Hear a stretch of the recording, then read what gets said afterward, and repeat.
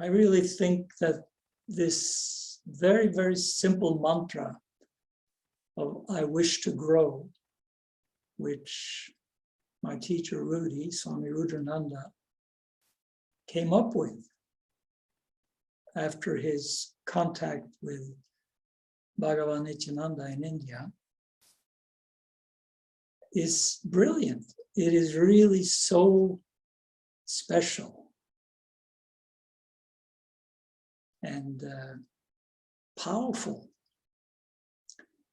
So I want to encourage all of you to make sure you really use it appropriately so that you get maximum benefit out of it.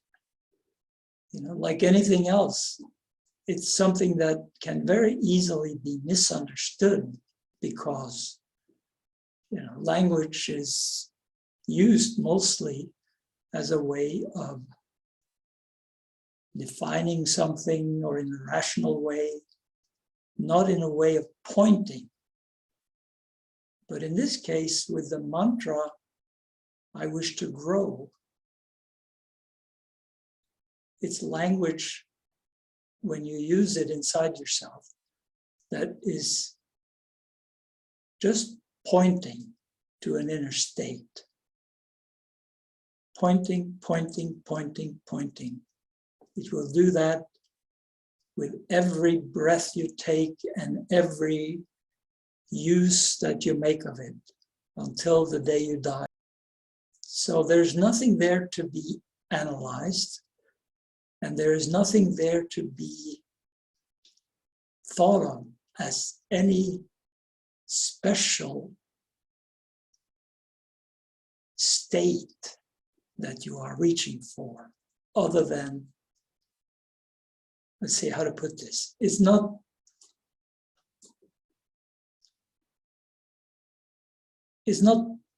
pointing to a final state. It's pointing to a process. It asks us to open to a process. Merge with this process. I wish to grow. Some people I've known up through the years, you know, have used this and misunderstood it to mean that, oh, I wish to grow. I wish to grow materially. I wish to be more successful. I wish to be more popular. I wish to be more this, more that, or whatever. Of course, some of those things might happen, but that's not what we should have in our heart, an intention when we are using that. You know, when we bring our attention into the heart and we say, I wish to grow, I really wish to grow, and you feel your heart opening, but you're opening yourself to a process and a state, yes, here and now, and a connection with the deepest part of yourself, which is the energy flow and the unlimited potential. But the minute you, even in your heart of heart, have the secret or semi-secret, half-hidden agenda that really what I want is to be famous, more popular, more this, more that, don't want to lose this, don't want to lose that. Any kind of thing like that blocks it. You know, I had one person who asked me, is it possible to attain mukti in this life through this practice? And the answer to that, yes, it is of course possible. You can free yourself completely from your conditioning and tensions and patterns. But if you have this strongly in your mind as an end result that you are reaching for a goal, to the extent that you are kind of stuck in that, you miss the essential purpose of the mantra, I wish to grow, I wish to grow. It's a growth itself that is the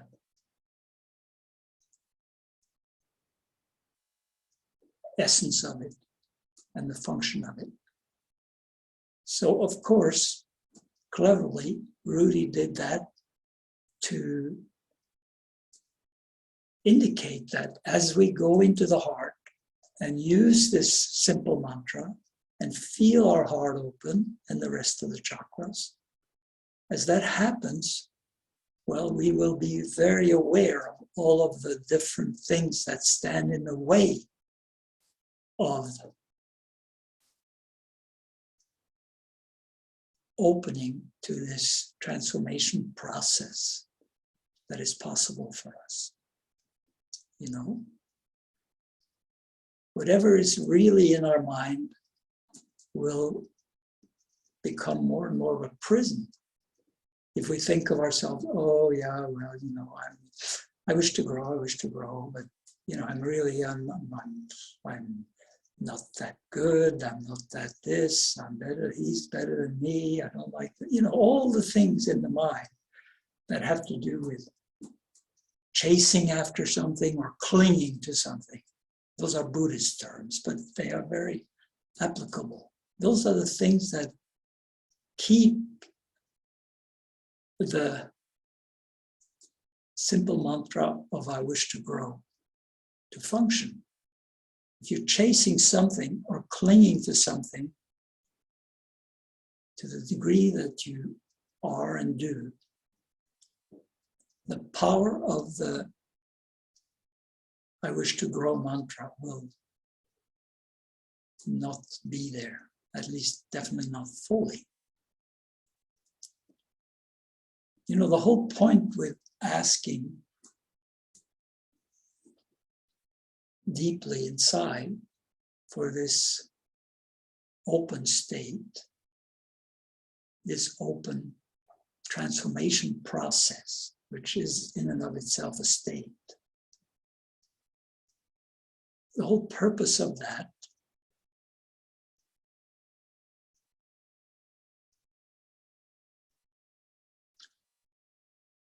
is to gradually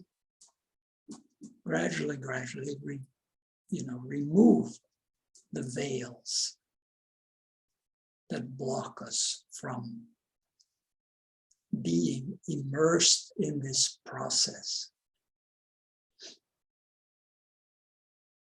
And, you know, we are a process, each and every one of us and all of us together. And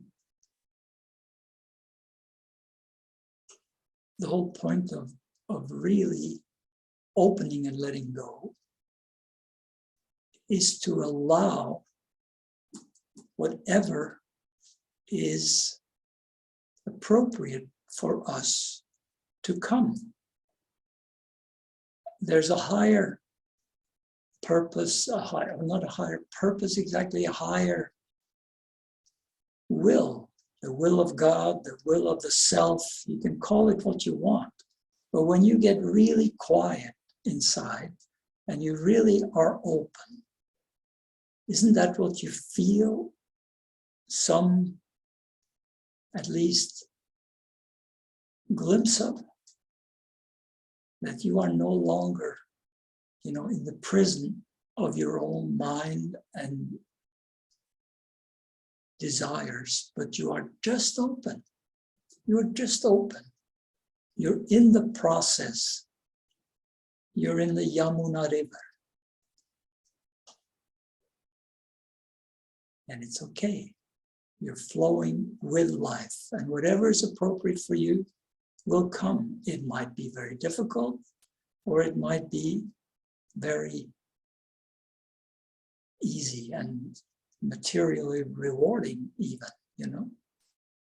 But the degree to which we fight and worry and go against the reality of what comes as we open and let go, the more we're keeping it from happening.